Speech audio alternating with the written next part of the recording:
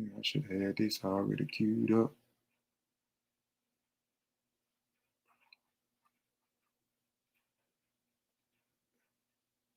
Slacking on me.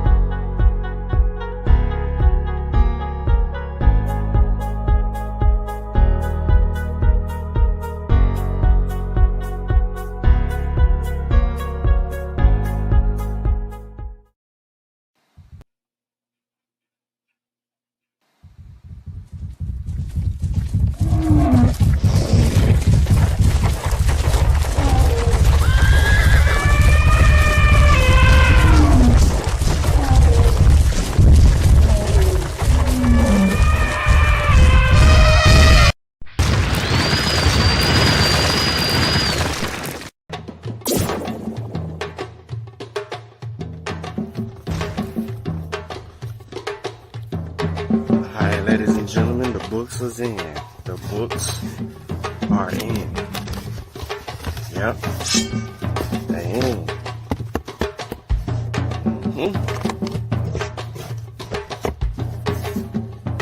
They're here.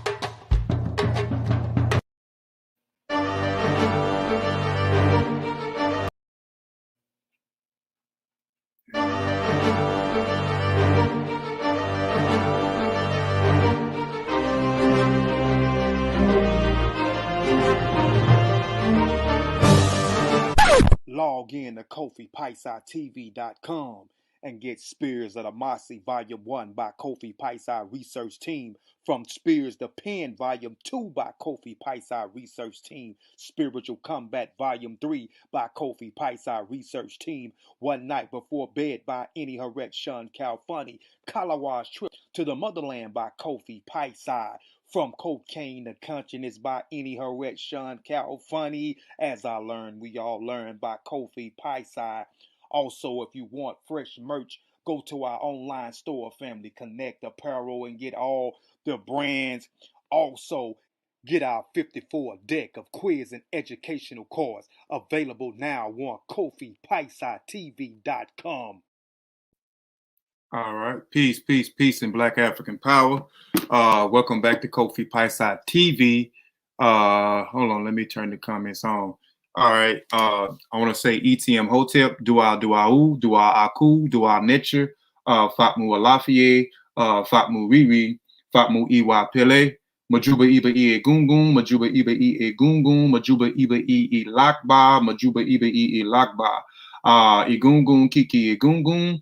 I always want to give honor and praises to the ancestors, because without the ancestors, we wouldn't be here.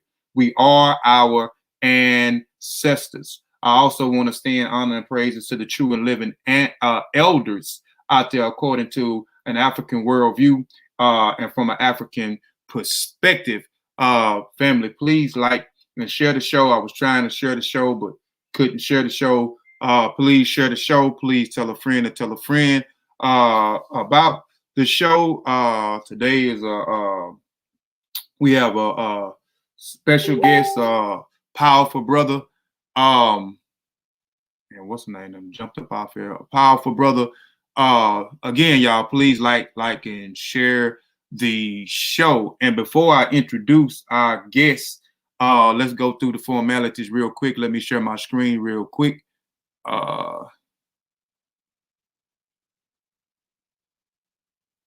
Okay. Let me go down here real quick. Let me go down here. Hold on, y'all. There you go. All right. Let me make sure it's sharing on the YouTube end. Y'all give me just 1 second. There it is.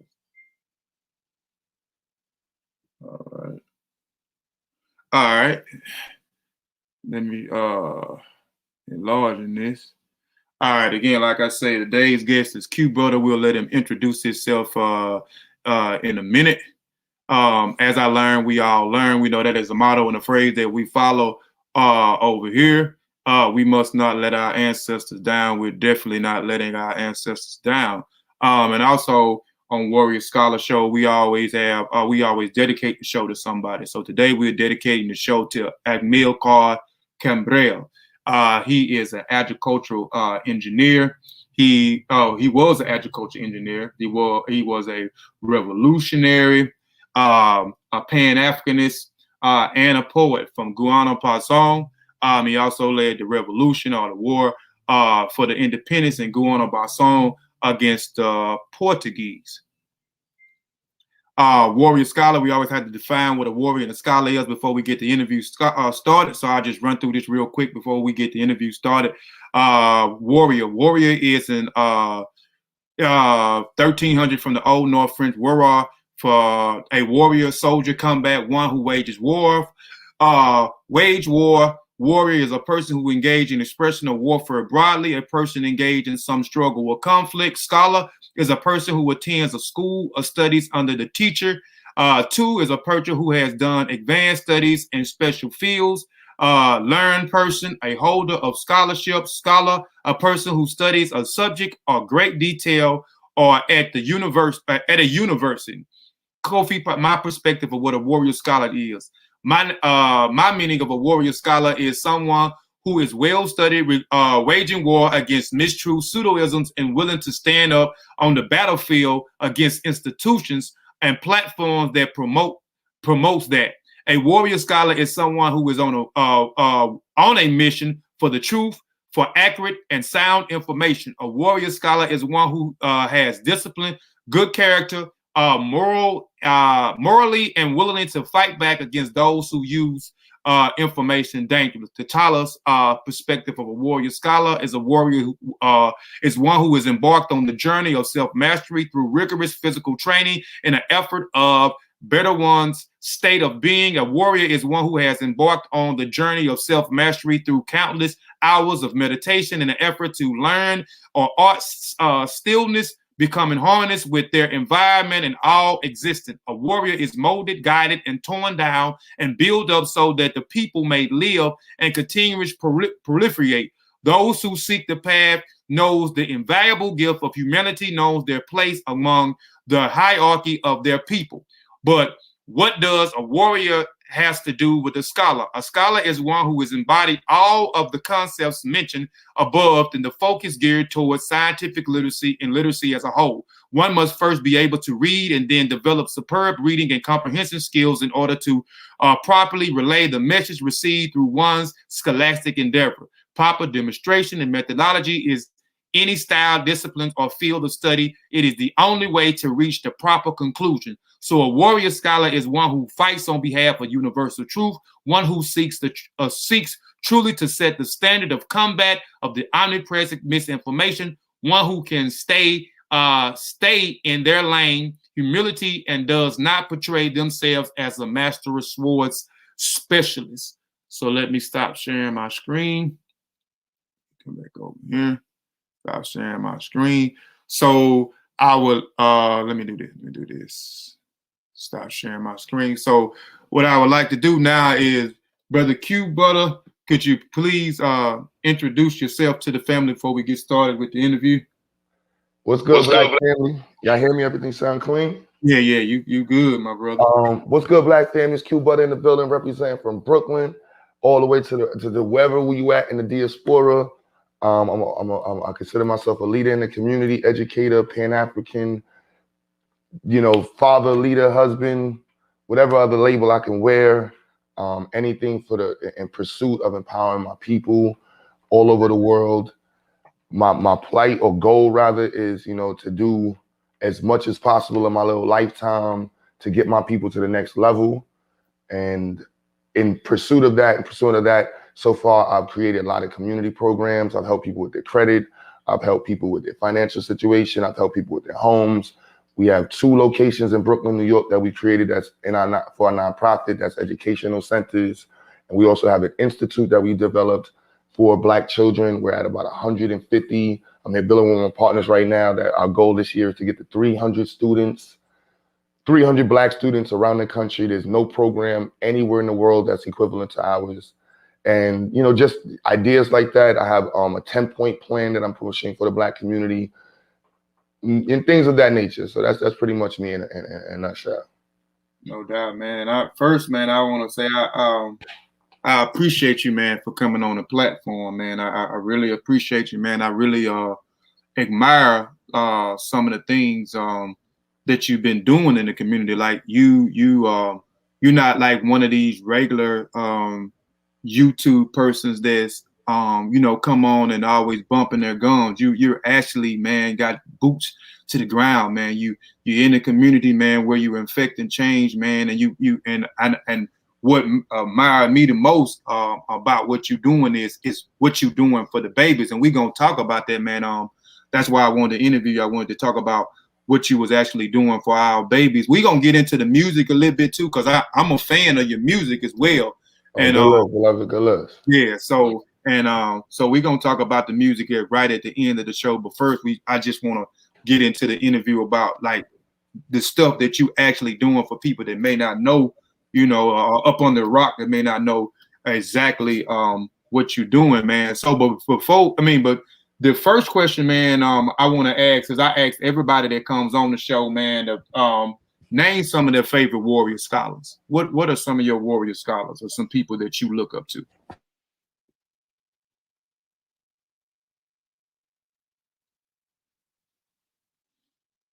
Oh man, y'all hold on just a second. He popped off. Yeah, but y'all, while I guess he lost. There he is. There you go. Yeah, my bad. I realized I was on the Wi-Fi. I had to switch to the network. Okay. Yeah, but you asked me some of my favorite warrior scholars. I would say my father, first and foremost, my mother. After them, you know, Marcus Garvey, Kwame Ture.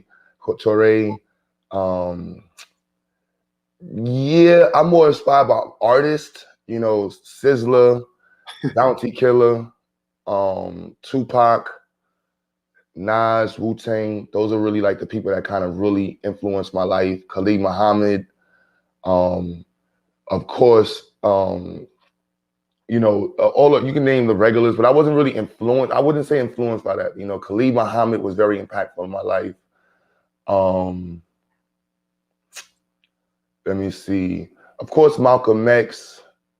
You know, the regulars. You know, everybody got the regulars. You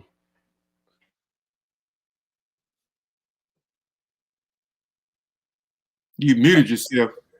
Oh, damn, my screen is cut out. My bad. But yeah, the regular scholars, I was a 5%er early. You know, I was influenced by hip hop to become a 5%er. So of course, United introduced me to the teachings of Elijah Muhammad. And, you know, being a New Yorker, Elijah Muhammad, Marcus Garvey, Malcolm X, those are like people that's heavy pillars in our lives. The 5% movement growing up was heavy. But honestly, like my intellectual positioning or fortitude really comes from my pops. You know, my understanding and most of what I learned was founded from my father. And then from there, you know, everybody else was just like adding to the stuff that he was telling me about. Okay. Name me another question I always ask people to come on when they come on to name the last book you read or the book you may be currently reading. Damn, I ain't gonna lie, I'm terrible. I don't really read books too often. I'm a science head. So like I read paragraphs, journals, and I get straight to the point. Like I'm very much like a facts person. So like I'm not gonna sit and read a whole book. I haven't read a whole book in a very long time. I would be lying if I've read my physics book. I read my calculus book. I read engineering books. Like not stuff that most people will be thinking about. Like I read my astrophysics book. You know, those are like the books I read last. The chemistry book. Currently reading, I'm reading electrical engineering. the Book of Khaled. And my man tried to get me to finish the Book of Khaled. I dabbled into it. You know, shout out to brothers. What was it Malik Zulu? Malik Zulu Shabazz, right? Shout out to Malik Zulu Shabazz. I bought a couple copies of it, but I dabbled into it. You know, I'm not gonna like. There's so much information I'm learning right now, from coding to structures. I'm trying to master gearing. Like, I'm really into like technical stuff. Soldering. Like, I'm reading that type of stuff. I'm gonna learn how to weld. My man's a master welder. I'm gonna learn how to weld. So I'll read like I'm very intense with it. So like to me with today's age with technology and the amount of resources we have to information, sometimes I think reading a whole book might be a little too outdated. Yeah. Okay, man. I mean, ain't nothing wrong with that, man. I mean, and because I want to highlight like a lot of stuff that you just said, you know, you engineering and astrophysics books, because that's something too, man, that I admire about you too, is your programs. We're gonna get into some of your courses because you teach STEM. So we're gonna talk about that, man. We're gonna talk about STEM in a few minutes, man. But and before we talk about before we talk about your institution, because I seen where in the past you really not prefer to your brick and mortar as a school, but an institution. So can you break down why you prefer your establishment be called an institution and not a school? Legalities. In New York City, in order to be a school, you have to be chartered and registered as one. And unless you want that smoke, you know, I'm really not interested in that smoke. I think a lot of times some of our leaders have been more enticed with the concepts versus the actuality of the program. So it's like, I want to do this. I want to create that. I want to do this. And it's like, what you really want to do is educate your people. What I care about is educating my people. Creating a school in New York City would put me through a walk, you know, that would include so much BS, so many conversations with people that I do not need to converse with. I would be jumping rope and dancing in arenas that I have no purpose in dancing in.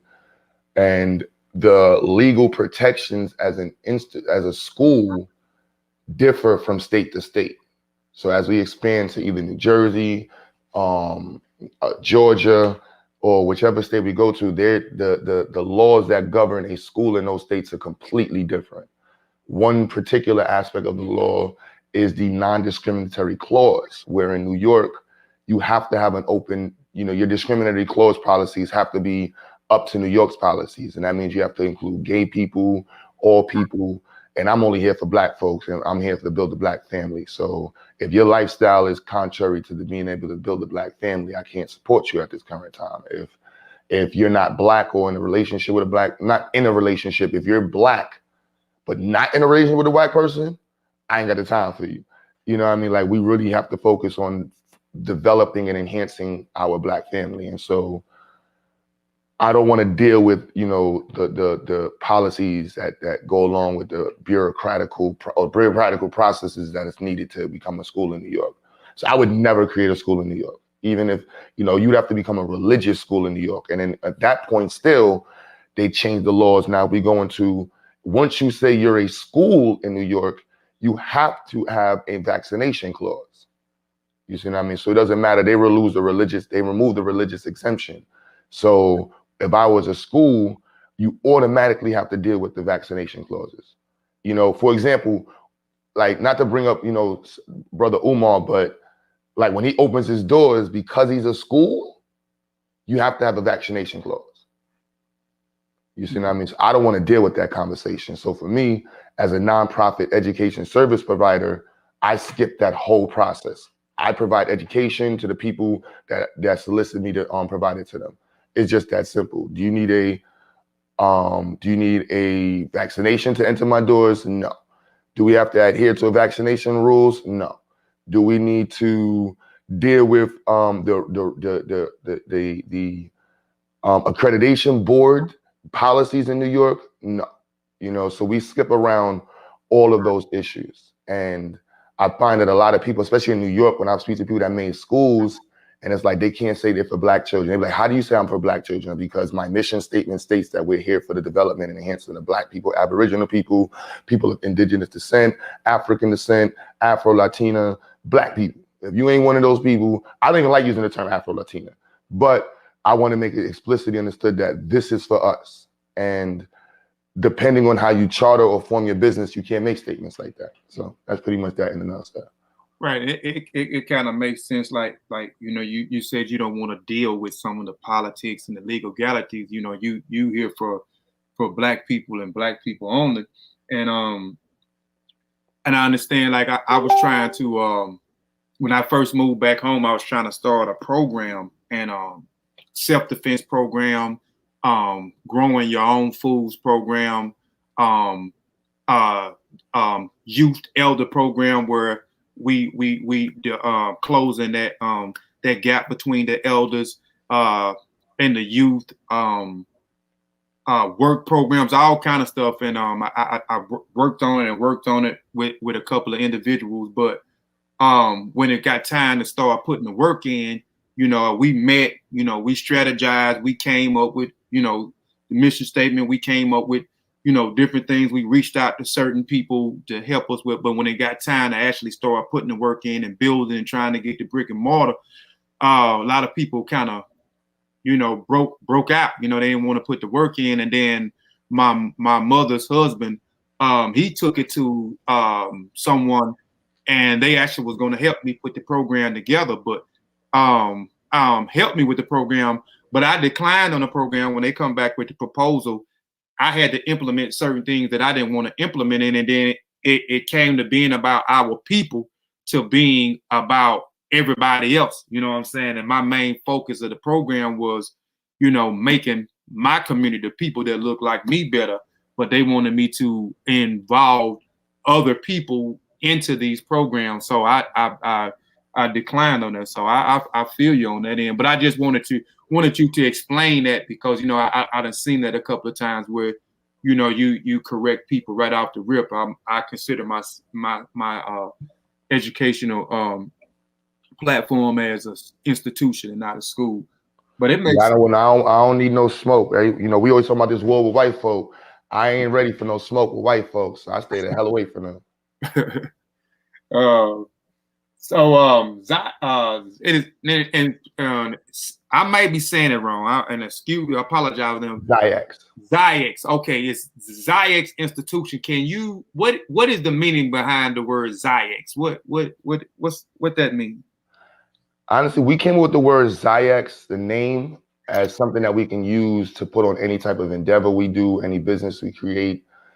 It's like love or hate. You describe it through its attributes. So some of the attributes of Ziax is someone who's a master of their craft, dedicated to the people, about the upliftment of their people.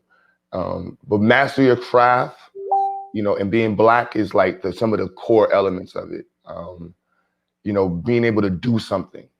You know, that's the concept of Ziax. Like you have to, in order to be in Ziax, like officially, you have to be able to do something. We don't really have we have an extended family that's like the movement, but the actual team, like you really can't get a space on Ziax if you can't do something. Like you have to be good at something. And we'll help you become good at something. But to me, that's really how a nation is built, you know, by people who actually can do and provide for themselves, and through what they provide, they can sustain themselves. So that was kind of the premise of it. It's not like a hard line description or definition. It's more of an understanding. Okay, no doubt. Education, man.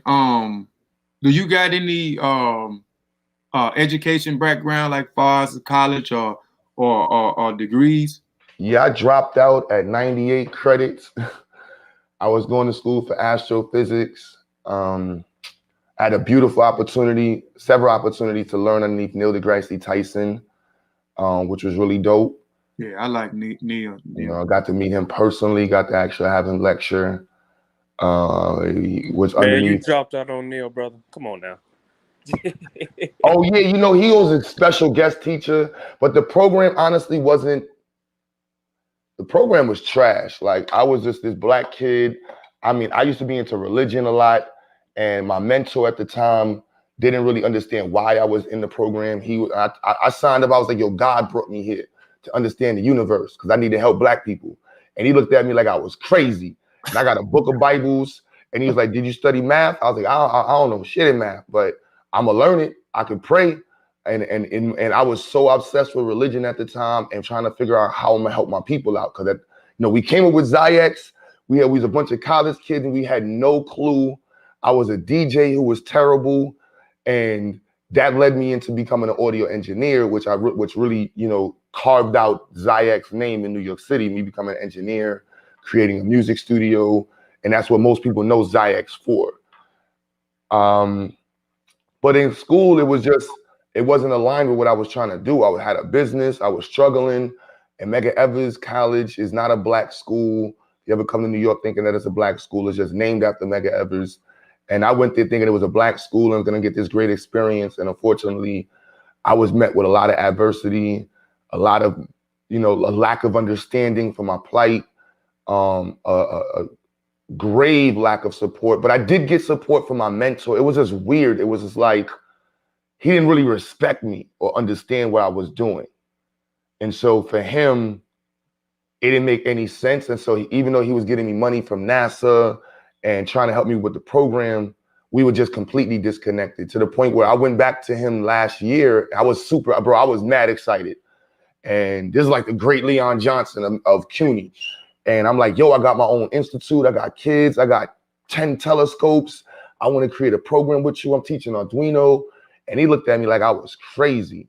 And he said, I don't do none of that no more. NASA stopped giving us money. And I said, so? I'm like, and I said, look, bro, how many of your students came back to say that we can do something here? And he's like, none. I'm like, I'm here. Like, that's why I've been here. Like, let's do this. And he was just so downtrodden and depressed that he didn't have that white man supporting his program no more. And I was just like, man, listen, I would never need no. Can I say cracker? I don't be knowing sometimes. I don't know. Rock out. I already knew how you was gonna be coming, brother. I'll be having to ask. I'll be having like, all right, let me curb my speech. But yeah, I don't be want no help for no crackers and getting dependent on these crackers. It's like going to a gym and you lifting weights, but the weights is being pulled up for you. So you like this, you struggling, but the weights is on a bungee cord, so it's really not the whole weight on your chest. No, you need to go through the whole rigor and process of developing your muscles. And for me, what we want to do in the institute and what I was trying to do in college, it wasn't really connecting together with people. And so I had to go through my own journey to get to where I am now. And, very blessed and very, very much in a, honored space. No doubt. Man, what was now well, how long you been teaching and what inspired you to have your own institution? Because I'm asking that question is because that takes like a lot of courage. It takes a lot of dedication, man, to find something, to create something, and be consistent as you have. Well, my pops used to call it stick-to-itness. And he said that was the key to accomplishing anything, stick-to-itness. And my pops was an inventor. And I watched him, stick to it. He's a black man who invented a method of producing 3D sound. And he never sold it to white people. He got a lot of offers to sell it. And that was, a very strong lesson for me to stick to things. I beat a murder case when I was young. And that was, it carried through my 20s, the case I was fighting. And when I was in court, I remember like all the old heads in jail would say like, look, half the battle is just showing up to court, and the other half is knowing your case. 90% of your case is knowing your case and showing up to court. And most black people will go to jail just because they don't show up to court. And when they do show up to court, they don't know their case. Right. You know, and then after that is knowing the law, you know, but at least being able to read, a lot of things came into space, you know, when I was fighting my murder case, you know, where I became an atheist after, and how I understood, you know, life and having faith in myself, having faith in my family. You know, I used to attribute, you know, my case and beating the case to like God, but then what really beat my case was the fact that my mother never gave up. Her great personality is what allowed her to acquire a legal team to fight for me. My father could read. My father could read at a very high level. So it wasn't like the average unfortunate Black person reads at like a 3rd or 4th grade level. And that's just the reality. An average American reads at like a 5th grade level. And so my father, being extremely intelligent, was, you know, he could read at a high collegiate level, even though he dropped out. And he read every single document in my case. He was able to read through the medical jargon, and he literally wrote a letter, and he did I don't know what you call it. He did a report on my case, and it had about 100 holes in it. And my lawyer, he taught me, son, this white dude was a swagged out white dude, distinguished white dude, and his ability to articulate himself and the way he was able to manage the courtroom just off of his personality. And he turned my father's report into a 10-point letter, and it took 3 years, but they could never get past that. And I remember my grandmother at one point was like, yo, Q, you know, maybe you should go to jail. And they were like, you know what, it's getting difficult. Like, the city doesn't want to give up. They offering you 5 years. They offer you this many years. Why don't you take it? And I was like, no. Like, you know, at the time, you know, religion helped me stick through it and say, God freed me to fight. And so my job is to fight. I'm going to fight every day until this cracker finds a way to put me in jail. I am not willingly going back. We fighting till my attorney, you find something else to do to fight. And that was enough time for my father to wake up and tear apart the case. So what that taught me was, don't give up, fight, read the law, break everything down, and never give up. And so that principle carried on to when I got into business with Ziax. I got sued by the city. And while most people that just gave up on their business and shut down, I fought the city, I won. Then it just was turning into like all these different times I had to deal with the city. And I realized, you know what, that's what got me into credit repair, when I was realizing that it's just reading the paperwork and sticking to it. Most people don't want to do the work to fight their credit. And then most people don't want to read the law. And so just those two pieces alone allows credit agencies to wreak havoc on regular common people. And so once I realized, like, look, you just read the law and then you fight the people. Send a letter. Don't use the online application. Set a letter and make them have to write you back a letter. Send 5 letters. Threaten to sue them. Go to the courthouse and actually open up a lawsuit. Like, these are the things that you can do in your right to protect yourself. And oftentimes people don't take those steps to protect themselves. And so as I got more into the conscious community, and I was developing an institute, I used to talk heavy about churches and the fact that churches in the community take up a lot of space. And if I ever was given a space, I would do all this with it. Now, at the same time, I was building my music studio in Vesta. I was at war with my landlord. I'm talking about, it was about to be a shootout. There was almost be a stab, and it was really bad. I got into a fight. I'm talking about, I was doing community events, and I got into a fight with the landlord's manager. There was guns in the building. It was real crazy, and I'm doing community stuff all the time. Talking about it, just homeschooling. And I met the brother, an Israelite brother, who introduced me to the owner of this building here. And when he met me, he was just like, Q, you're going to change the world in my building. And he was like, please move your studio to my basement. And in the first floor where I'm at now, he was like, yo, you know, if you want, I'll give you the first floor and you just figure out what you want to do with it. And so literally this wall right here was right there. And I was like, I'm going to turn it into an institute. And his wife is a principal, 20-year principal, big principal in the city. And everybody was like, Q, what are you doing? And I'm like, look, I'm paying for the space. I can do what the hell I want with it. I want to turn it into a classroom. I don't know. Let's just see what happens. And I was like, look, all these churches in the neighborhood got space. I've been talking about needing space. I have this whole floor. I do music videos and photography, but I didn't make any money doing it upstairs. And so the institute, when I literally said, I'm going to make a room, I put this wall up and I went live on Facebook. And this lady was like, why don't you make a GoFundMe page? I might be drifting a little bit, but that's what led to making this room. And my life experiences have taught me to stick to it, never give up, and understand the law. So when I started developing the program, I started to meet a lot of teachers who were coming to me, and the teachers are workers. And I was running into a space with teachers where it was like, I can't accomplish my goals with teachers because they're acclimated to being workers. I'm acclimated to being an entrepreneur and a boss. So I can't perceive the world how a teacher would perceive the world of education, because to me, they see it from the bottom up. And so for me, I had to look at it from top down. And then when I started talking to principals, I realized that the principals, even the woman who owns this building here, they're seated in a position. They didn't develop their position. So they don't really know what it's like to build a wall. They don't know what it is to know the code. So when I was talking to the woman here, and she was like, I don't know what a 21-point checklist is. You know, and so most people, when you tell them like there's a 21-point checklist to make a school in New York, they're like, I don't know what the hell that is. And then I started finding out more. So I just kept going to research, what do I need to do to become a school and be able to provide these services? And that's what developed and say, you know what? First of all, a school is just an education service provider. The actual building is separate from the school. Most people don't know that. The building is one service. The school is another service. The building is ran by the custodian. The school is ran by the principal and his board. And that's why the two of them don't know how to coexist. The custodian runs the school, could never build a school. The principal runs the school, never has to run the school. You see the mix up there?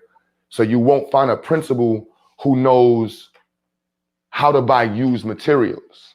So when I talk to principals, they don't know about buying used stuff, because in nonprofits, you have to buy stuff new all the time from the city. So they don't understand how much money they're wasting buying computers, buying things at that price. Then hiring teachers are really, you know, taught to run their lives underneath the Board of Ed. So their view of educational servicing and different stuff is totally different. And their budget is different because the Board of Ed is giving them $70,000, $80,000 a year. So I can't even recruit in that area, because how could I recruit a teacher with $70,000, $80,000 a year, and we barely get $6,000 in donations a year? So I had to say, I'm not recruiting teachers. Then I started talking to teachers about curriculums, and I realized that no teacher really writes their own curriculum. Then I started talking to principals, and principals buy curriculums. So when you talk about accreditation, nobody really knows what accreditation means in New York City, because the principals buy a curriculum, the teachers teach a curriculum that they're given. And so the business level is confusing. And now most of the private organizations in New York City are religious based, and a few Black quote unquote charter schools are underneath the city charters, and they have to go through the discriminatory clauses. And that goes back to people understanding. So you'll meet a lot of Black people who are like all ready to make a school. They make a school in New York, and then all of a sudden, yeah, this school is for everybody, because they didn't read the law up front. So my experience taught me, because of my murder case and different stuff, I read the law immediately. Like, I don't want to talk about nothing. What's the law? So for example, accreditation in New York City, and most people don't know, across the country, there's a national scoring curve. The national scoring curve is 33%. Correct. 28 to 33%. A raw score. So if you get on a national state test, a 33% raw score, that's typically equivalent to a 65 to 70. And so when they say our babies are being led down the road to failure, they are being led down the road to failure due to the low level of expectations. Then when I started talking to teachers about the curriculum and the purpose of a curriculum, they were lost. Because you have somebody who went to school for political science teaching social studies. You got somebody who went to school for physics teaching earth science. And they're just completely confused about the curriculum. And I'm talking about, you can go to any school and just ask your teacher, what did you go to school for?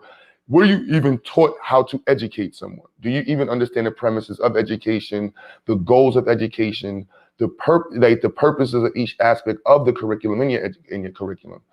And these questions were not being asked. And I realized that from my father, I was taught to ask these questions. That's the same reason he was able to beat my murder case. When they said that the man was hit with a bludgeon item, that was the district attorney's interpretation of what the medical examiner said. The medical examiner said hydrochloric damages. They said we found these metal particles and these things, this, and it was an inference that the medical examiner gave.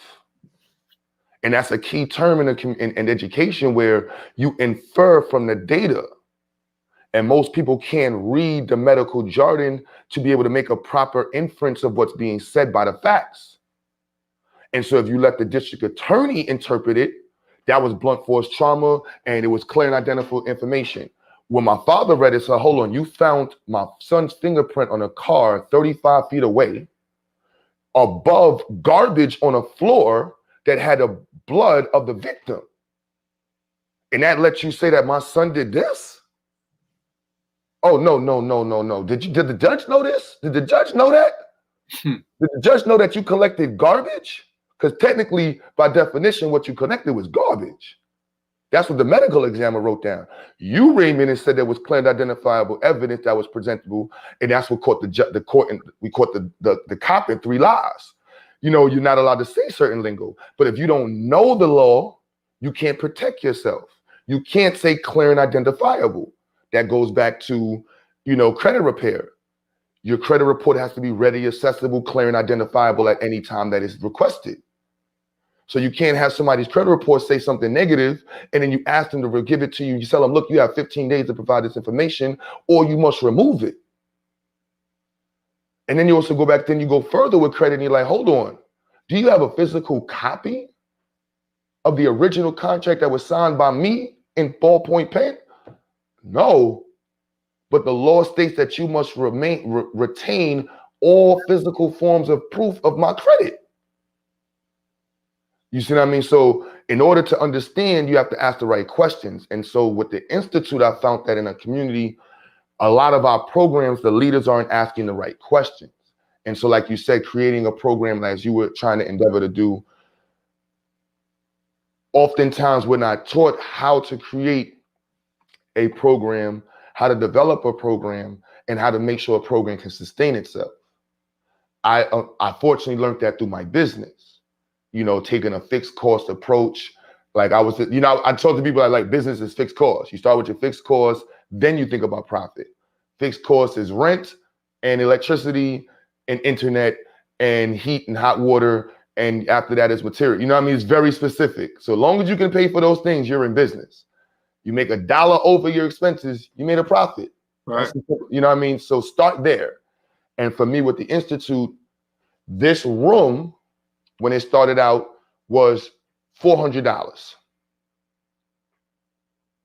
And that was my understanding that, all right, I have a place where I can provide educational services in. Now we have to go down the lane of what kind of services can you provide in a residential location? Who has the rights over the residential location? What protections do you have? And so like the owner when I started out, she was a little nervous, like, Q, I don't want nobody getting hurt. And so I was like, look, that's why you have an indemnification clause with me. She never heard of indemnification clause. See what I mean? So it's a whole process where it's like, look, I'm indemnifying you. I'm letting you know that I cannot hold you responsible for any business action that happens while I'm using your residential location to carry out my business. Because she was really worried about that, and especially with the kids. So that was, things like that. Then it was from making sure that the city knows that I'm doing services and the services that I'm doing are safe and sound. Now that brings me back to the 21-point checklist. Most people are familiar with Section 8, right? Mm-hmm. Section 8 is aligned with the New York City's 21-point checklist. So if you see some of these new apartments being made, if you get an apartment on the first floor with 2 exits, that's Section 8 approved, you can technically turn that space into a school. Because the requirements to pass as a Section 8 location is the same requirements to pass to make a school. You see, so most daycare centers can actually operate as a school because they fulfill all of the standard requirements for safety. Okay. You see, so that's the first part. So for me, all I had to know was the standard requirements for safety to make sure that my space is safe and sound and provide services from. Now, the services you provide determine the laws that's going to be administered to you. So I was like, hold on. So if I don't say learning center or resource center, if I don't say school, nobody in your agency can bother me. The second I say school, opens up the door to have to pay for this requirement, have to have you do this, and then it's a how do you word it? It's a submittal process. So you can't operate until you have everything completely done, approved. Now you can operate. I can't do that. I need to figure out what the resource, because I'm a gorilla. Gorilla says you take what the little bit you have. All you have is a mobile van. Let's turn this mobile van into a school. If that's all you have, that's what you got to use. And so using their approach wouldn't work. And so that stifles a lot of people's ability from or pursuing schools, because they're like, look, I have to go through all of this before I can even open the doors. And it's like, hold on. No, you can open your door as long as you don't say this. Once you say this, then you start going there. You know, and so for me, I was like, you know what? Let me switch all of that lingo around. And so now I have my space, which I provide. I'm an education service provider. There's no loopholes with that. Planned Parenthood is an education service provider. Planned Parenthood. Yep. Most people don't know that. Planned Parenthood provides resources and access to resources and educates people to resources and provide low-cost connections to resources that they're affiliated with. And information, that's how they're able to get into every school district. Like, we'll provide education for you. And Obama connected the discriminatory clauses with Planned Parenthood. So if you want to get, you know, Trump removed it, but there's Biden brought it right back into office. Like, look, if you want to get sex education, use the national standards. And the national standards is being pushed by Planned Parenthood. And so, but they're an education service provider. And so we're talking about making a school is a building, you know, to the city. Hey, Peace, can I just chime in? I want to chime in on some of the points he made. Peace to you, Q. Peace. You know, I commented early on your astronomical endeavors, but I think it's important, kind of what I'm gathering just from all of the information that you know, just offering on the show today. You know, because most people don't break things down and think about things as components. Everything is a multifunctioning component, like ourselves. It's a multifunctioning organ. We're one organism, but we're comprised of billions of microscopic organisms. And it's the same thing with like the word game, with the etymology of everything. Certain words mean certain things on paper than they mean in everyday lingo, than they mean, you know, in professional, in the field. A person in the court of law is your business. It's you. It's, you know, your organization. Those are all persons, depending on the contract and depending on, you know, whatever crime that's being discussed, you know, that you're being tried for. So I think it's important that people grasp that words are everything nowadays. And I say that to say we got people losing their lives over people following just off of, oh, I think that this means that and that means this, thinking that they can, you know, not get pulled over and not have to produce certain documents and identification, thinking that they can just open up a school anywhere or wherever because they're artists and they got love for the people, not knowing regulations, thinking that they can just all types of things, go and get a loan and find out, no, you can't get a loan. Well, why? Because, well, this, that, and the other. It ain't really this, that, and the other. It's because you're Black. It's a lot going on with that. And I think when we come as, because I'm in the same kind of community business in terms of, I'm in the business of educating the community myself. I'm in the business of, I'm talking about outside of social media. Like, teaching West African culture, West African drums. You know what I mean? We got a conference coming up next week. Like, it's important because there are a bunch of artists out here who, yeah, we can play or we can dance, we can do this, that, and the other, but we're not business savvy. We're not savvy on the ins and outs of what it takes to, you know, I'd like to have some sort of center. You know what I mean? Is a resource center? What kind of center should it be? Well, this show is kind of clarifying some things for me personally, because it's like I need to look at what exactly I want to put on the name of my organization. You see what I'm saying? Up here in the shop or wherever I decide to be. Because that means everything. That's going to mean 5 and 10 years worth of hassle on top of trying to open my doors. I can knock that right off the bat. And I wanted to say one thing about the point of like that word infer. An inference is not an all-encompassing conclusion of the data by any means. I'm gonna say that again. An inference is not an all-inclusive conclusion, right, of the data. Because I can infer that, yeah, the brother Q Butter came on the show. You know what I mean? He got this, that, and the third. You know, he got a nice watch, shade. You know what I mean? Like I can infer a lot of things about what I see on the screen. Do that mean that I'm talking about it all encompassing of who Q Butter is?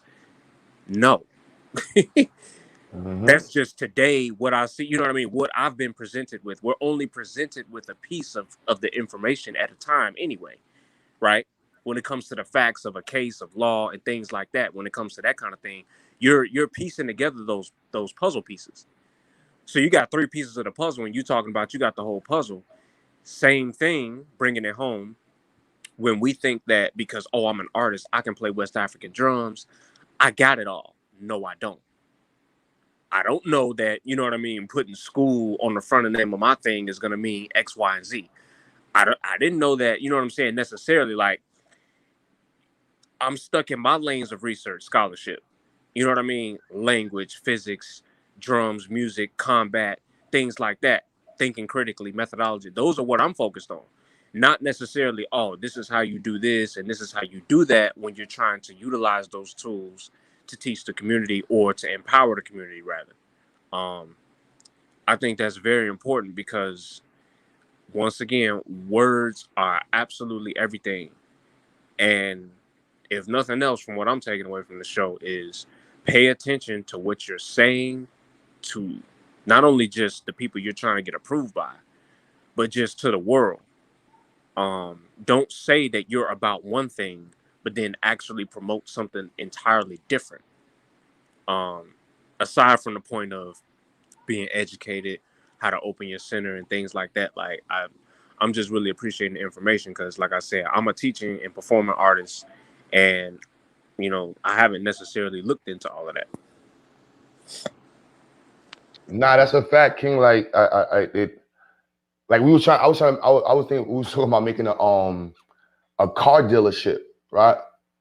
And so in New York, in order to make a car dealership, you have to have it locked. You see what I mean? To be a dealer, not to be a wholesaler. In Alabama, all you need is a location. Now, somebody would read that and say, location, lot, same thing. No, in Alabama, a location is a room. So you can rent the room for your dealership, and that's like $80 a month. And it's a little small office space about this big.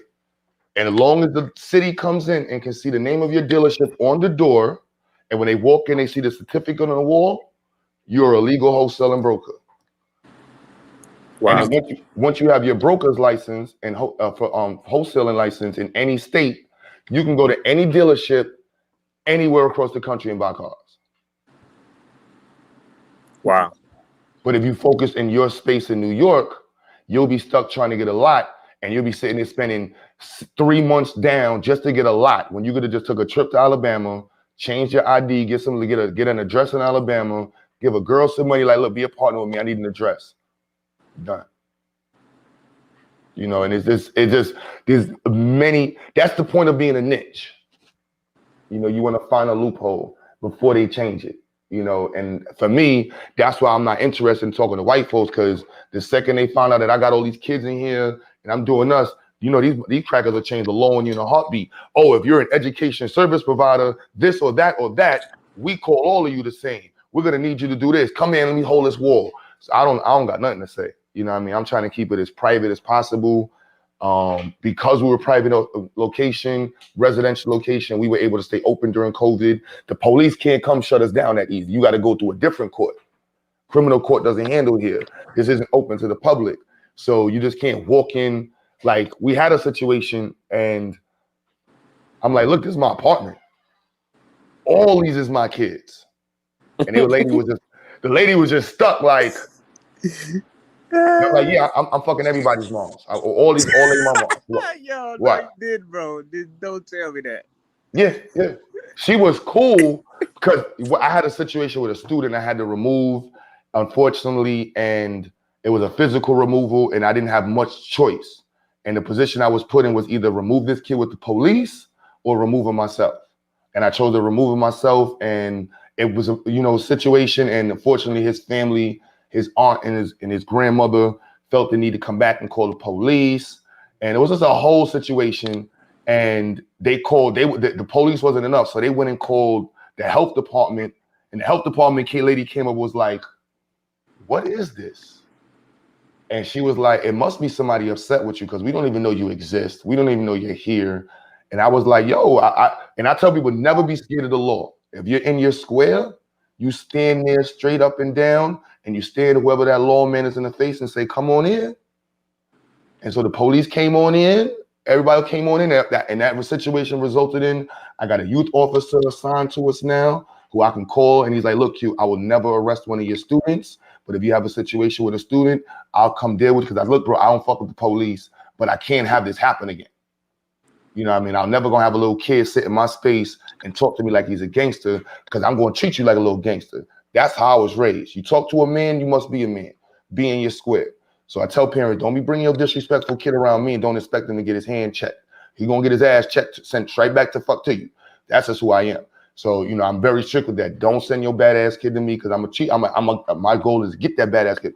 Long so that's the story. But, I wound up getting a lot of connections off of that. But a lot of times we be scared. We'll be sitting there thinking we're doing something illegal. And I'm like, no, I read the law. I invited her in. I said, this is my private business. This is here. We have 3 children or 5 children per room.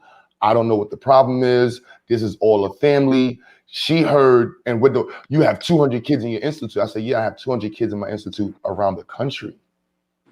There's only 8 kids in the building right now. And 3 of them are my sons. That's his cousin. This one is this one. That's my wife. That person's this lady. The lady I'm a pimp, lady. Get out of my establishment. She was insulted by the fact that somebody will waste their time doing this. And she came back, and it's crazy. She came back, and I was like, look, I only got a printer. She was like, yo, you got to put signage up. I said, lady, I got no problem putting COVID signage up. I'm not printing it. You know what I'm saying? Like, so she came back with like a box of posters for me, and she literally came back with the tape, the posters, material, signage, and then she came back with her 2 superiors or 2 assigned other people with her, and it was crazy because I was talking to a parent about being tough, and I'm sitting here on a Saturday, and I look at the cameras, and these 2 big ass cops at the door, black cops, and this lady. All you see is the vest. I'm like, oh my goodness. Let me go open the door. And they was like, yo, Q, she was like, I brought these people here to see what you got going on because it's so dope. Now, if I was scared of the law, I would have been like, you know what? I'm not answering the door. The dude came in and said, yo, Q, if you ever need anything, I would love to volunteer. Like, then he was like, then he heard the situation. He was like, yo, technically you can remove the kid on your own. I said, look, technically that's why you're here. Because I technically did what you said and I removed the kid. And now the parent was like irate because I removed the kid and the kid said this whole lie. But I'm in my square. I got cameras, I got witnesses. Look, you got to hold that L. It was an L on everybody's part. That's not a parent. That was an L on night. I hate the fact that happened. I don't want any student to have an experience like that. But unfortunately, that's going to happen. There's going to be people that you got to remove from the club. You know what I'm saying? Not everybody going to be in the club when the party sometimes. You got to get removed. Man, but yeah, I'm definitely gonna have to after the show with I'm definitely gonna have to go back and look at it, because I mean you really dropped a lot of powerful information, because like over here, like we you know, we don't want to be workers over here. We want to be entrepreneurs. So we got a few little small businesses that we got going on, because we you know we got a clothing line. You know what I'm saying? We're finna open up a publishing official publishing company where we'll be publishing people books. We're doing artwork. We'll be Dope. doing designs, building websites, publishing books, and getting them on different marketplaces if they want. So we, you know, and you know, we already we established authors as well. We got numerous of publications out. So you know, so I'm definitely going to go back and look, because you just some stuff that I thought I knew, I obviously didn't know. And even with the institution thing, we have something that's coming real soon. We have three volumes out, and we got another volume, another book, Spear Masters, that's coming out on August, and then we got an institution, Spear Masters Institution, where we're going to be doing coloring books, where they're going to actually be, as they're coloring, they're learning about what they're coloring. So the first coloring book is going to be about the animals in Africa. So they're going to be learning about these different animals in Africa. Then we got workbooks. We got workbooks coming out up under the Spearmaster Institution, where we'll be teaching young kids, you know, teenagers and adults. These books are going to be workbooks of comprehension, because a lot of us that we still, you know, we really can't come. Even I look at the adults can't comprehend what they're reading, but it's really targeted toward the youth. You know what I'm saying? So they can understand and comprehend what they're reading, man. So I mean, you just educated us on a lot of stuff on how we should be moving, and you know how we should be moving now. And like you said, certain jargon that you know I was going to start using, I'm going to digress from using that jargon and then start looking at certain things, especially when you're talking about dealing with the law. So you know I appreciate it, because you dropped a lot of powerful information, especially for those that are, you know, entrepreneurs and trying to move in the field of educating, you know what I'm saying, education, man. So I definitely appreciate that, man. I hope that What state are you in? I'm in Mississippi, man. You look up the law. Each state is different. Like in Yeah. Georgia, New Jersey, anybody can open up a school. They don't have the same policies. Mm-hmm. Like, you know, you just want to, you know, just be mindful. Like whatever you charter as, like you can just look up the laws for it, and for whatever you want to do. As even with the books, a lot of times I meet brothers who want to make books, and sisters, just try to keep the curriculum in mindset. So like if you're doing a book on animals, that's underneath. Either you will be doing geography, or it would fall underneath living environment. Mm-hmm.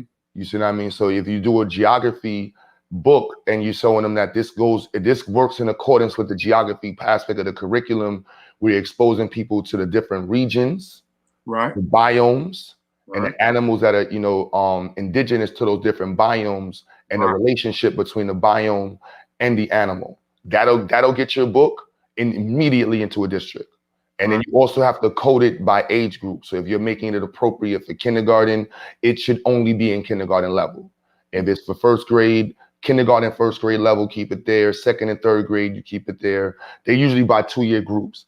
Because oftentimes I meet people who make books that are like for fifth graders with third grade words, second graders with fifth grade words.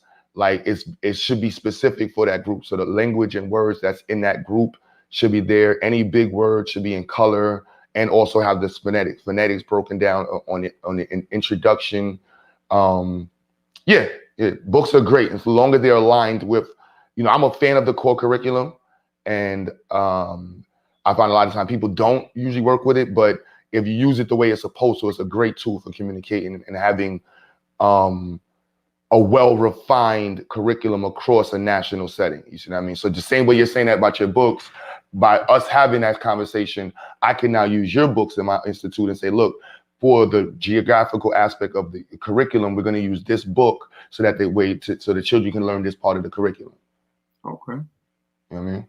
Yeah. And that segue right into with the grade levels, what your institute, well, let's just do it has different levels of education, like particularly some of the public schools, first grade, second grade, there's different levels. We had 5 grade levels last year. This year we're going to be doing 6. So kindergarten, first grade, second and third grade, fourth and fifth grade, fifth and sixth, seventh. I don't know, because we group 10th through 12th, 7th through 9th, 4th through 6th, second and third, kindergarten and first. But I want to split up my 4th through 6th graders and my 7th and 9th graders. So I'm thinking about doing either a 7th and 8th grade group, and then it'll be 9th and 10th, 11 and 12 together. So I think I'm going to do it like that. 4th through 6th can work together. That's a good group to keep together. 7th and 8th together, because those 12-year-olds, them 12-year-olds and 11-year-olds, they can stay together. But I don't really like mixing the 14-year-olds with 11 and 12-year-olds anymore. They joke their jokes and certain things. They're at a different onset of life. They're at a different stage of life, and they're learning sex. They're learning communication styles. They're learning attitude, and that's something I don't really. This year we had to mix 2 of my students with that group because they were so advanced. But not that I regret. I learned why I would have a different grade level in between there, just because of a child can be mature enough, or rather have the capacity to learn the information. However, they didn't develop the maturity to be around the people who naturally possess that information. And so it could be just as detrimental as it is, putting them in that space. So, but yeah, we're going to have 6th grade levels next year. We'll probably label them. I didn't label them last year. Only our kindergarten group is called the Watoto Village, but we might label everybody this year. Okay, the curriculum, man. What are the curriculum at your school? Some of the subject matter that you teach at the school? Same subjects as everywhere else. Curriculum at your school. I'm sorry, man. I didn't turn on this during. Hold on 1 second. All right, my bad. Go ahead. I'm sorry, bro. The courses and topics. So when I was talking again, I was saying earlier about teachers, I met a lot of Black people who made schools, quote unquote, in the conscious community. And when I asked them about the curriculum, it was just a list of topics. Then when I talked to educators in the school system, they didn't know how to create a curriculum. So I was really caught in the middle of it. Then you meet people like, oh, the curriculum is no good. I'm like, what's wrong with the core curriculum? Like, if you go to college, every college in America uses the core curriculum. I don't know what you're talking about. And so what I had to do is first, the goal of the program is what? To be able to get the children to the next level as fast as possible. So the first thing you want to do is read the actual laws that determine what gets the child to the next level. And that's often a conversation with parents and even myself with the Institute that is changing as we evolve each year, because we're a national program and the standards are different in each state. Yo, Marquis, give me one. Let me just open this door real quick, y'all. Okay. Oh, my bad. Yeah, give it 1 second, y'all. I mean, I hope y'all enjoying this information too, especially for those who are trying to be entrepreneurs, and even those who are trying to go in the field of education. Yeah, my bad. But yeah, like I said, the laws is different in each state. And so the requirements for graduation are different in each state. And the requirements for getting into college in each state is different. For example, in New York City, you can only get into college if you have a high school diploma or a GED. In California, you can get into college without a GED or a diploma. You see, there's not in Arizona, you don't need a diploma or GED to get into college. And the compulsory ages to take the GED or the equivalent exams are now being raised up. However, the special privileges and provisions to be able to take the test, special admissions, are different in each state. And so when you're thinking about education, that's a whole Like you have to remove the hat with the curriculum, completely remove the hat. And so to get, especially even now with COVID, there's been no standardized testing for the last 2 years. And so no one really knows what the determining fact. I was just talking to a teacher, and the teacher said that they're not giving tests this year. And so anyone who's passed the class will be given a Regents exam credit. Now, technically, I'm going to start a muck with the city because we teach Regents level material. And now the typical test in school is not a Regent exam. And so the teachers, remember I said the teachers don't know the curriculum, are the ones who are creating the curriculums in the schools. The curriculums that they're creating in the school, you would think that the teacher knows what it takes to pass the test. Mm-hmm. The teacher was never shown the scoring key for her test.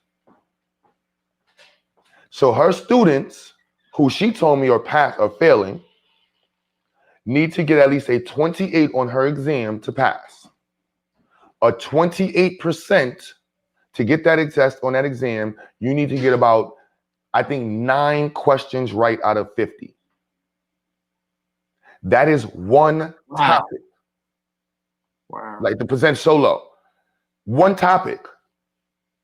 So, and now if you go back to the standards, so it's like, hold on. So if I taught one topic very well and they passed all of my in-class tests, technically that suffice to say that they have required a Regents level education in New York right now. It's all over the place. It's really who's doing the arguing. And then once you start arguing, who's doing the defending. So in New York, let me just say this. It's reflective of the conversations that we have via social media, brother. Like, I'm not, like, if you sit back and think, I don't know, again, Brother Kofi had asked me, was I familiar with you? No, I hadn't really heard of you. You know what I'm saying? Once again, there is no such thing as an omnipotent human being. We can never know it all. Like, you know what I mean? Like, you dropping jewels on things that help my life and things I've been doing the last 12, 13 years of my life. So, each one, we going to learn every day. So it's like, you got to really, really, really be careful, because you'll be talking to somebody, having a conversation, and you realize that, like, this person really don't even understand that they don't even understand the qualifications of a subject that they're trying to debate me on, yet alone they want to debate me on it. It's not about who's right or wrong. It's that you don't even understand the basic rules of Monopoly and you want to sit down and play a game with me. Like, it just don't work. And I think that what you're saying, like, okay, it's different for every state. That makes absolute perfect sense, because some people, they have to take trigonometry, they have to take certain maths by the time they're sophomore and junior in high school that I didn't have to take. Or I had to take certain maths. Like, I lived in Cali as well as I've lived in, Illinois most of my life. So certain things in junior high school in Cali, when I talk to and teach the kids back here in Chicago, African drum programs, they're like, oh, we didn't have to take those subjects, or, oh, we didn't get those subjects. And it's like, wow, okay. So I definitely hear what you're saying. It's crazy because, people always talk about accreditation. There is no national accreditation except for the GED.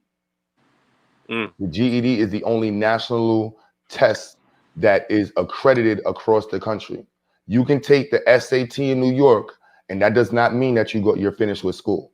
The only test that determines your compulsory completion of school is the GED exam or its equivalent tax exam. So that's the only national standard. The national standard for the GED ends at 8th grade. Wow. I didn't know that neither. Yes, and technically, if you were to take the GED exam, less than 15% of the material on the test can actually come from 8th grade level. The bulk of the test is required to pass the test is based off of 5th and 6th grade information. Wow. You see what I mean? So like if you're teaching a high schooler, so when I have parents come to me and they're like, are you accredited? I'm like, are you a homeschooler? If you're a homeschooler, your child has to take the GED exam or TAS test. If not that, then you're trying to get them into college, which I would hope for. And that means they're going to be taking the ACT exam or the SAT exam. Neither of those are needed to get into college. You can get a low score on the SAT and they're going to just put you in a remedial class. The only prerequisite for college, most colleges, is money. Yeah. And if it's not money, then from there, like, you know, then it's your portfolio. And so your portfolio, for any parent who's listening, your child should have a clue as to what they're doing. And you see, so a lot of times when you see these Black children who are like in gifted programs, that's because their parents wanted them to be gifted and sought out to pursue the development of their gifts. And so if you ask that child at 15, what do I want to do? They will tell you, I want to be an electrical engineer. Then they're going to show you a portfolio of things that they've been working on since they were a child that go along with being an electrical engineer. Oh, I want to be an entrepreneur. Well, do you have a kid business? Do you have your own investment accounts? Do you have these things? No. And so if you have a child who wants to do cosmetology, like most young girls, and they don't have a mannequin head, they don't have a tool set of materials, they don't understand chemistry or stuff. If you never even downloaded a curriculum for cosmetology in your state, like I had to tell some girls, like, look, a cosmetologist, today is the digital era. And so licensing is arguable. You know, licensing, I can get down into licensing often, unless you're caught without license, how do you know you don't have a license? You see what I mean? So license is often up to the person that has to find your license. So if you're driving without a license, you have to have a cop. The only person that can request your license is a cop or military or government official that's acting as a cop. Outside of that, you can drive with no license around anybody and no one has the right to request your license. You see what I mean? So if you're a cosmetologist with a license in Alaska, practicing in Atlanta, as long as you don't hurt nobody's hair and mess anything up, nobody's bothering you. You see what I mean? Like, if you have a gun license in Kentucky, I'm not telling you to do this, but I'm just showing you how you have to be caught and then you're requested license. You see what I mean? You don't have to get and I'm not telling you to break the law, I'm just telling you how the law works. That your license is a responsibility that you take in a country that requires the license. And if you're caught without your license, then you will be held accountable by the law that determines, or the law in regard to that licensing that you should have. For example, you don't go to jail in every state if you don't have a driver's license and you drive a car. In New York, it's against the law to drive a vehicle without insurance and registration. In Kentucky, you can drive a car with no insurance or registration. In Lithonia, Georgia, you can drive a car with no insurance or registration. You can register a car without insurance. Like it's complete different laws. And so if you walk somewhere, like you could be a felon in certain districts and have a gun in your home. You know, wow. Yeah, you ain't rocking with that down here. Most Trump states, you're allowed to have a firearm. It's two different laws you're looking at. You're looking at the federal law. Your state's constitution law states different, that each person has a right to protect their home. And there's no law that requires you to have a license for a firearm in your state. So there's no law that requires you to have a firearm in your state. And the only thing that they say is, are you legally allowed to have a firearm in accordance with the federal government? That is a double standard, because the constitutional amendment says that every person has a right to protect themselves via firearm. They also said that you don't have the right if you lose that right. There's a lot of different ways you can argue the law, and some states allow you to argue your Second Amendment law as a felon. That is a fact. New York City, don't do that. Now, most places are going to look at you like a black man and shove that gun up your ass and say, nigga, get out my court. But if you got the right money and right situation, you're going to argue the hell out of that. I know white dudes that got caught in New York with a firearm from Virginia. They was arrested. They had the right attorney and right lawyer. I'm not going to jail. I'm going to pay y'all niggas $10,000 and I'm out of here. Fuck is you talking about? going to jail because I drove to your city with a gun that's legally mine in Virginia because your constitution has a right with my constitutional right. You know what? We're going to argue this in court. I'm not going to jail for the rest of my life because white folk, nah, you can argue for days. That's your right to argue. A lot of times, like I said, with my murder case, us black folks are taught not to argue. And so argument requires the ability to articulate. And so if we're not confident in the way we speak and our ability to speak and in the vocabulary we have that we to actually to be able to transverse our feelings to the world in different ways, we're not gonna be able to get anything across. And vocabulary being one of the strongest tools we have, or if not the only tool we have to depict our understanding and to elaborate it to the world and illustrate what we feel, we need a vocabulary. And these are the tools that they're using to keep us from being empowered. You know, when we think about social studies, I always ask people, what is the purpose of social studies? Ask any social studies teacher that's watching this. Anyone who has a child in a school system that's turning social studies, I want you to go to the school and ask, what is the purpose of social studies? And then when they ask that question, you ask yourself, how can a white person teach that to a black child? How? The purpose of social studies is to develop a person who can be profitable, who can actually help with the progress and development of society. How can a white person teach that to black people? How? The reason why we understand history is so that way we don't repeat the mistakes of the past, so we can lead ourselves to a greater and more sustainable future. Mm-hmm. How can a white person teach that? You're not going to teach them to know that the law is different for black people. You're not going to teach them to watch for redlining. You're not going to teach them that you can go through these different aspects of these crackers and you will not win. They're not going to teach that. They're not going to teach you that the white folks in these law offices can do whatever they want. And they're going to, depending on what city you in, you will go through hell trying to fight these damn crackers. And so I tell people, don't go around these little cracker towns. I do not play with these white folks.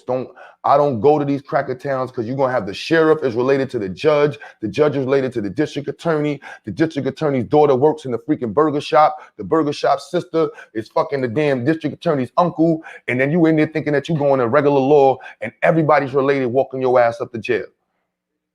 The tax man is related. Don't play with them cities. No, I don't fuck with you crackers like that. I'm not gonna be sitting here arguing with your cousin. I smack the shit out you. I'm out of here. Come catch me in my state. You shitting me?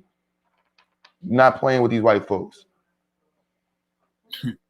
And so, can I? We finna get ready to wrap it up here, man. I'm gonna read something from off of your website. Let me share my screen, man, because this is very important. Like, you know, like I said, you've been dropping a lot of information and like what you've been doing, like for our babies. And hold on, let me share my screen real quick.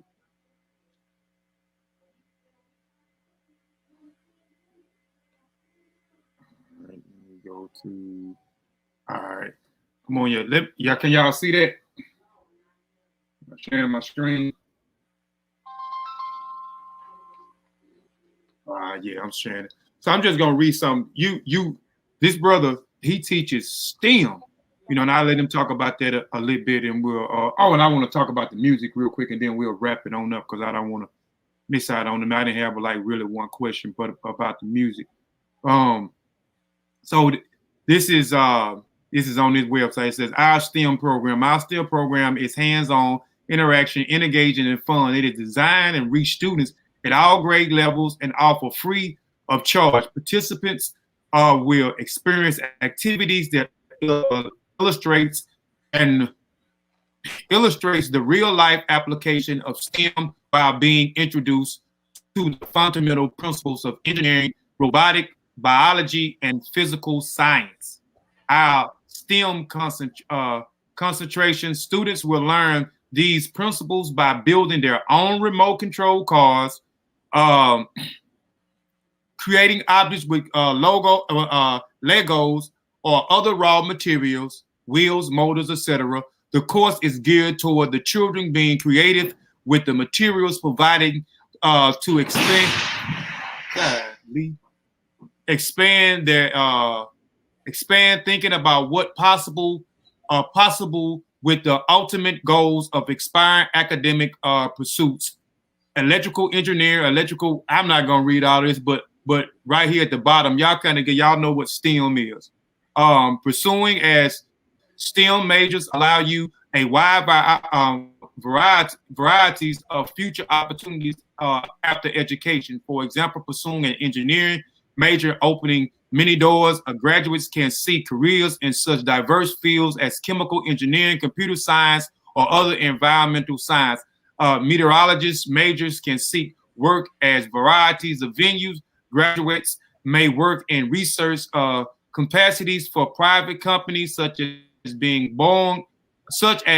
Boeing, while others may pursue works for government entities such as NASA or the NOAA. Some may choose to work in television broadcasting, man.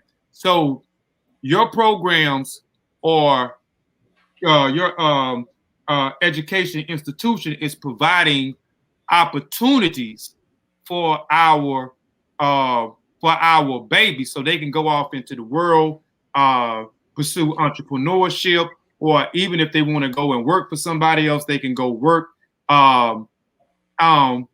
with these these fields with these high paying jobs, man. Can you talk a little bit more about, man, your STEM program, man? And for people that may not know what STEM is, everybody on here should know what STEM is watching in the chat. But STEM is science, technology, engineering, and math. So he's teaching all these different skill sets to the babies in his institution. And let me stop this. Yeah, science, technology, engineering, arts, and mathematics. That's STEAM, STEM, science, technology, and science, technology, engineering, and mathematics. Black people were the first people to use science to engineer anything. We were the first to irrigate soil. We were the first to measure the sun. We were the first to measure the stars. We were the first to actually create a map. We were the first ones to create structures. We were the first one to create foundations for structures. Engineering is Black as African as it gets. Mathematics, we were the first one. You can't have language without math. It's impossible to describe the world we live in without math. It's like you have to, like, Thanks, I want more. I need less. Which way do you go? That's a vector. Like, it's just the way you describe the world. I need a half a cup. I need more. Division is subtraction. Like, it's impossible to speak without language, and that is African. To measure is African. Right. You know what I mean? Like, these are things that we created and was robbed from us. And so I try to promote STEM. Like, look, if you're watching this stream, so let me break down the STEM program. Let me show y'all real quick. I got my little, my little thing. This space is open for you. And this is what I mean. At all times. This is here. And this is what we bring in Best Eye. So that's what I mean with the Institute is a space available for anybody. You can come here at 2 in the morning, 1 in the morning, 10 in the afternoon, and use the materials, use the space, do whatever you want. I'm a big remote control car person. But yeah, you see, they can do the cars, you can make stuff anytime you want. Any of the classrooms, we're gonna be in Best Eye, so you can use it. We have the same stuff in Best Eye, and when we come to Atlanta, you can use the same stuff. We're gonna have this in Atlanta or whatever other city we expand to. So literally, that's what is available to. So if you're somebody that likes STEM, like I got here, I don't know what time I got here yesterday. I don't know. Like I said, Zyaks were different. Like the music studios is always running, and I'm used to not leaving the building. So I got here last night. I don't know what time I got because I don't know. It was late. But I was working on a remote control car. My sons and I, we went and drove at like 2 in the morning the other night. Like there's older people that do STEM. We have a full science lab. Yeah, labs and everything. Yeah, I seen it. You know what I mean? So like literally, and we can go in the basement and cut up what we want in the middle of the night. We are going to be doing welding. We're bringing welding in this summer because we want to make a lot of different things. So we're gonna be doing TIG welding, stick welding, very small scale. But we're doing it in the backyard. It's here. We got the 3D printer. We're going to be opening that up. We make things, break things. That's the main reason I want to go to the South, because I want to make things, break things, and blow things up. I love to do that. I have fun with it. We need to have that fun. And if we don't have the space with us Black folks, and I'm saying Black folk. So now the Institute for me, white supremacy has colleges as a means of support. Harvard has been a tool for the empowerment of white people for 200 years. The Carnegie Institute has been funding white supremacist ideologies and research for a long time. There's many white schools that are in a complete alignment with white ideologies. I don't think there's almost any Black high-level institution that is aligned with Black ideologies. You go to freaking Howard and they tell you to cut your... If I was in the business program in Howard, they would tell me to cut my motherfucking hair off. You shitting me? Of course they would, because that school's named after a cracker, as most of them Black colleges are. But that's the reality that we have, that these institutions are in places where science and the research that we need for Black people can be done safely. We didn't have a place to say, hold on, we're going to do our own independent studies on COVID. And when we finish our data, we'll have our own research to release to our population. That's why, my little glove box over there, it may be small and that's supposed to be my summer project, but I'm going to have a full running lab for biology. Like, I want to be able to test my own pathogens. I'm sorry, I might sound crazy with it, but in other states, you can do that with no problem. You can just create your own facility, buy the materials, and have your own pathogens studies lab. And you can elicit contracts from the government to be a tester of pathogens, to be a facility to make sure that you know what's going on. Look at what happened in Flint, Michigan. Flint, Michigan, the lesions that Black people were contracting from the water, we had no Black facilities, not one Black college to test our own samples. That stuff like that don't get me in my bag, man. So for me, that's what you say. Books, I read so much different stuff, man, and I got to figure out how to use this microscope, this telescope, fix this thing here. I'll be reading like hell, man. We built the car with the kid and the damn transmission is smoking. We about to build an electric bike. We work here, man. So it's like the amount of information I have to learn and we have to learn, it just nonstop. So the STEM program is about that. So if you're a Black man, Black woman who's interested in STEM, you do not have to be a kid. That's what that page is alluding to. The fact that the space is available, the materials are available, and it's free for you to use. So if you want to come here right now, you can use this kit right now and learn how to do electrical. You can use my voltage regulating machine. You want to learn how to do kits. You want to use the telescope? Come right now. I need somebody to help me with my astronomy club because I'll be so busy and it's hard to do it in New York. If you like RC cars, like I like RC cars, you want to blow things, what do you want to do? We have it in here. You like dissecting bugs? I have an immense collection of bugs to be dissected and tools to dissect them on.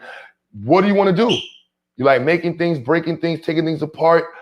We have to have fun with it. And so for me, I want to thrust us back into STEM. When I watched my father invent his method of producing 3D sound and the fun he had while he was doing it and the challenges he had in support, it made me understand that, we need our own labs. We need our own place to just have fun and figure things out.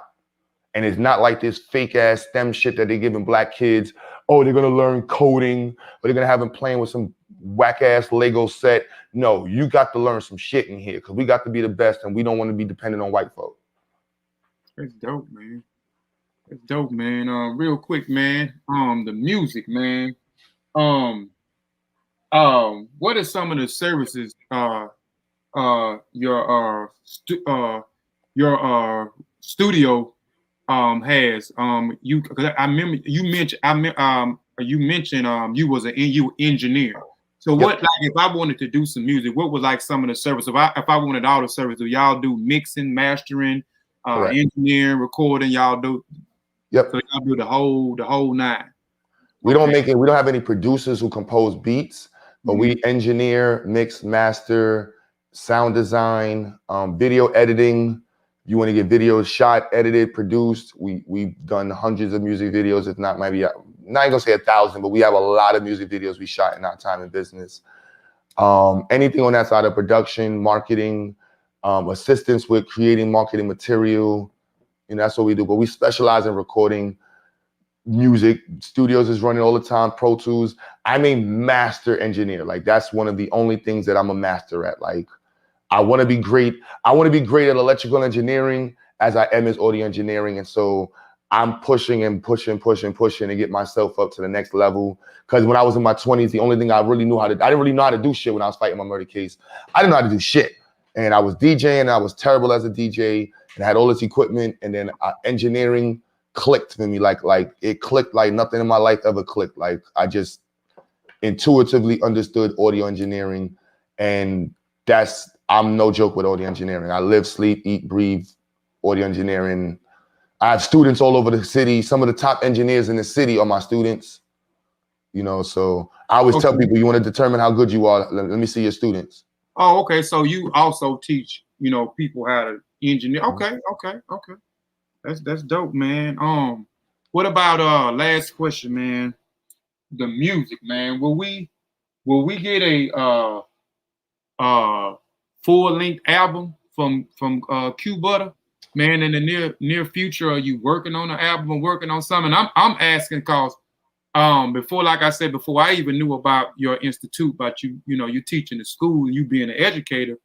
I know you through the music. I met you. I not met you, but I got introduced to you years ago. This one I used to watch Sonetta, so I know that I ain't watched it in years. So I know this had to be maybe, I don't know, man, maybe like 2014, somewhere around there. I think that's when I first seen you. And then you mentioned I seen you. I came across a video maybe about 2 or 3, maybe about 2017. You was like you were saying, you was talking about these churches was occupying space. So I seen that video, and then I seen your video.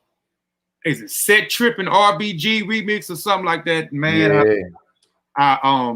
And I played that video on because I do stuff on Kofi Piesie TV, this channel, and which I am a group of Kofi Piesie research team, and I'm a member of the Mossi Warrior Clan, where I do numerous presentations about Africa, and the different ethnic groups and the traditions and the customs over there. And I used to play that video, and then the All Around Me video. That's one of my favorite ones. My favorite ones. I used to play it on the Mossi too, a lot. And then some of the recent stuff. I mean, all your stuff I like. I like. So are we going to? Are we going to see something in the near future where we get a whole project, or do you have a whole project? Because I only seen, like I see you put up like videos like here and there. So I think I've seen about maybe 6 or 7. You may have a little bit more. I know I've seen about 6 or 7 visuals. So are you? Yeah. I had an EP, but like right now albums ain't popping. And so literally I'm sitting on 5 music videos. And I have about, 30 songs done. So I really just wanted to feed the music video because I don't really like the album idea anymore. Mm-hmm. Like, I did that for physical printing, but I'm not gonna be printing those CDs out. So I literally, and I want my team to catch up too, because there's a lot of us and we all do music. But I have like 5 music videos literally waiting to go. And I just gotta step the game up. I ain't gonna lie, the Institute kicked my butt this year, bro. I shot those videos last summer. Like, because I was like, I knew this school year was gonna be tough, but I only released 1 video so far, and I'm about to drop another one. And I might have to drop another one. I just been trying to keep up with the ball, but my life is elevating at the same time. And so I want to make sure that the music visuals represents my elevation in life. Like, I've thanked to the community, to the collective involved, like not just the students, but everybody's elevated. My life is elevated. My children's life is elevated. Everybody involved in Zayek's life is elevated. And that's all because of what we're doing in the community. It, you know, all of the pieces go together. You know, the stress that I was putting on the studio to cover everything, it doesn't happen like that now because the Institute can cover itself, and all of it's being put together to make everything work stronger. So I got better visuals coming out, more marketing towards the visuals. And I think I was taking a wrong approach with my marketing in the conscious community, so to say. You know, my look isn't like the conscious look, you know, and I know that in the conscious community, they really want more of that. And then the hip hop community is a little different, where I don't really fuck with the hip hop community. It's a little too niggerish for me. Not too, it is niggerish for me. And so I'm kind of caught in that middle space. And the platforms to get to the next level, you know, they only mess with certain type of people. You know what I mean? So it's like, and in the payola game, I would pay, I don't know who the hell to pay. You know what I mean? Like, I don't know how some people got on Breakfast Club 5-6 times, and I'm in the city and I can't get on there once. I don't know how this works. You know what I mean? You got dudes that got on the Breakfast Club to talk about polygamy. Like, I got real programs. I can go in on some shit. I don't. So for me, I'm just like, you know what? I'm not paying attention to them. I'm paying attention to the fact that I just did some more music last night. I can do music for the rest of my life. Nobody can stop it. I got 5 videos going out, and I got a little marketing budget now. I just have been so swarmed with the Institute. Like, I think you asked me for a picture. Bro, I would know. I think you, if I don't know if it was your interview, asked me for a picture. I haven't taken a photo shoot in like a year and a half. I've been so caught up with this Institute, bro.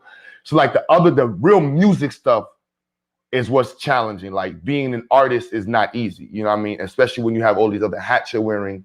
And like, literally, I haven't did a photo shoot in mad long. I bought, it's like, I mean, like, it's, yes, payola is popping right now. Payola used to be illegal. All these dudes are paying. Your favorite person that's on the Breakfast Club 5-6 times is paying that bread. All these people are paying for these interviews. And then also a lot of people deal with white people. And I don't deal with white folk. So it would have been much easier if I jumped on Fox News. Imagine if I called Fox News to do an interview over here. Then all of these black platforms would jump on my dick. Then they'd be like, oh, Q, I want to support you now. And that's what all of these dudes did. All of these dudes been on Fox News or some big white platform from Vlad TV. And I don't fuck with white people. Like, I would have nothing to say to Vlad. I wouldn't feel comfortable I would feel like I'm doing, man, Khalid Muhammad would be so upset with me if I invited some white folks in here, could come do an interview. Got whole Karen, Mr. Q, so tell me what made you start doing this for black kids? What inspired you to do it? So why is it black only? So you're telling me wouldn't even feel comfortable talking to a whole white chick.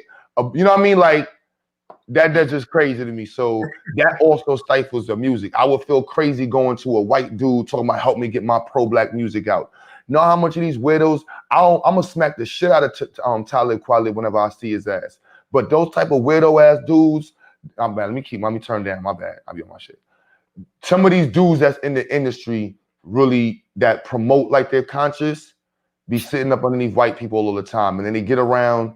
You know what I mean? Mad dudes did that. Dead Prez turned into the yoga dudes and started talking about how not all white people is racist. Common? Oh, not all. Because white people get around these conscious black dudes and start giving them money, cars, pussy, and vegan food. And next thing all of you know, not all white people is bad.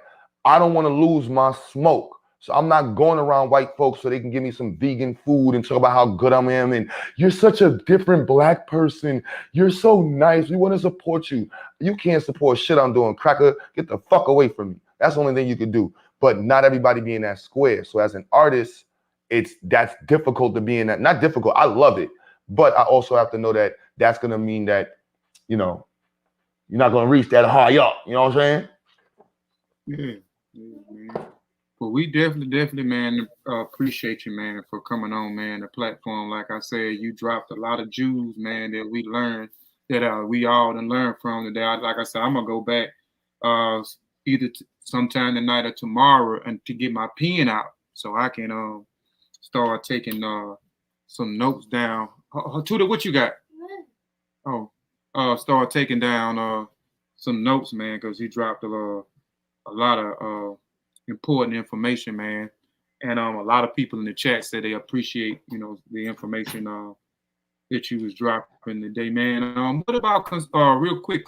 You do you ever do consultation, man, calls, man, or consultation video chats, man, where because a lot of what I'm saying is like you very experienced in a lot of stuff that you talk about, especially in the educational field, dealing with licensing and certain things like that. So do you do consultation calls, or like I'm saying, where a person can call where you getting actually paid for the time of the stuff that you learned? You actually had to sit back and be disciplined and put in a lot of time and a lot of hours and sacrifice a lot of your time to learn, because a lot of stuff that you was talking, like you was saying, in this state, that state, you just coming off, do you do like consultation calls for somebody that may want to, that may, hey man, look, I'm trying to get in the educational field, and I'm trying to do such and such, and where you can offer some of this information that you offer, on a consultation call, and you actually getting paid for, teaching, small price, teaching, because I may want to call you one, man, here pretty soon, man, on some of the stuff that you talk about, man, so I can be all the way right, man. And ain't out there looking, I ain't out there looking crazy, man.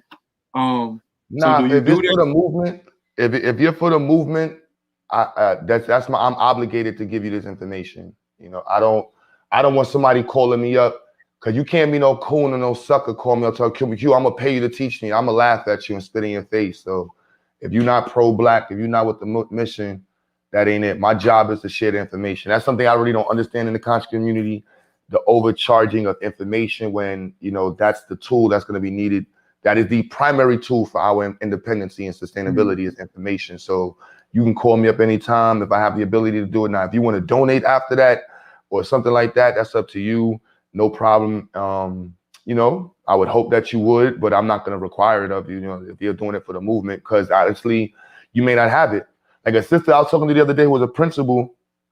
She called me up. It's crazy. Look, I'm struggling. So don't call me up to make a school. I'm struggling. You know what I'm saying? So I'm telling people right now. So if you call me about the school, I'm hoping that you can call me and be like, Mr. Brother Q, how can I help you with what you're doing? Because I find that to be insulting. I'm not going to lie. And that's something I have to learn to deal with, because I don't know. It's weird. Like I don't know. Like people call me up and be like, yo, Q, can you teach me how to make a music studio? And I'm like, so you want to be my competition? But then I know you can't be my competition because you have to be at the level where I'm at. But when it comes to the movement, I get a little different, because it's like, why are you trying to reinvent the wheel? We don't have one damn wheel working. So maybe if we all work together on one wheel, we can get the ball rolling. But no, you want to make a school, and then so a lot of times people don't even have a clue what they want to do. And I go person by person. So, just be mindful of that when you call me about making a school and knowing that I need help creating a school. I literally had this one sister call me up and was like, Q, I love what you're doing. And this was a lady 20 years older than me. 3 of them. I'm like, lady, y'all are like 60 years old. I'm 39 years old. Why the hell you ain't call me and say, yo, Brother Q, I love what you're doing. I see you struggling. How can I help you get this going? No, you saw what I was doing and your ego was so motivated that you said, I want to do the same thing. I don't know if that's necessary in a Black movement. Like, it's not a good thing that I'm one of the only institutes in the country like this. It's not a good thing that there's less than 50 institutes or 25 institutes who are in accordance or alignment with what I'm doing. That's terrible. And there's a fact that a lot of those institutes are struggling. We don't need you to go reinvent the wheel. Go help Marcus Klein out. Go help out with the Black schools where in Texas. Go help out Baba Amin. Go help out Baba Aruti in Atlanta. Go help out somebody before you just jump out and say, because that's not about Black liberation. Black liberation is about being a Pan-African, understanding that we have to empower the movement. And so that's why I would never charge somebody who's coming out to child a movement. But if you're just trying to build a school because you want to get capitalized off the Black movement, you couldn't pay me to help you. You know what I mean? A white person couldn't pay me to have them help Black kids out. I don't even know that. Let me word that differently, because the white folk could pay me for that. I take that crack of money for that. But it would have to be really peculiar on how it's being taken, the information, because white folks will pay you a lot to get your information to administer it to Negroes. And I do not play. And that's why I'm like, nope, I'm good. I know we're white folks because I know how they play. You know, look at all them after school programs. They give somebody, yo, there's a black dude in every city with locks, my complexion or darker, named Q, running an after school program in every freaking city. Every city. White people love black people named Q with locks who do music. It is disgusting. Disgusting. If you don't believe me, go to an after school program and tell me how long it takes you to find somebody named Q with locks that does music. It's hilarious. Hey, no BS coming out of After School Matters here in the Chi. I have worked with the organization. You know what I'm saying? Yeah, we service the community. It's 3-4 brothers named Q that's on the employment role at After School Matters, bro. No bull. Yeah. Yeah, it's like they find, they be looking for, does he have locks and he's named Q? Yeah. Who's that? Come here, Pop. What up, King? Come here, let me get a Black Power for the camera doing an interview. Black Power. Black Power. Your camera went out, Q. Camera went out. We finna get ready to end the show. Q, your camera went out. But I hope everybody appreciate hey, my bad. I'm back on my son. Come here, Carly. Say what's up. Yeah. My bad. My son hit the wire. Give him Black Power, King. Black Power. Black Power. Hey. What's that? Yeah. That's what it's about, y'all. Yeah. So yeah, good looks for the interview, man. I really appreciate this, Kings. Yeah, man. We definitely appreciate you, man. Man, like I said, man, I'll be hitting you up, man, real soon. And I won't be hitting you up for no school. I ain't trying to fraud the school. Nah, you good, brother. You good, brother. All right, man. Well, you have a good one, man. Again, y'all, I said ETM Hotel in the beginning, which means bring forth peace. So now I want to say Shimim Hotel. Shimim Hotel just means to depart in peace. Peace and Black African power. We'll see y'all when we see y'all. We out.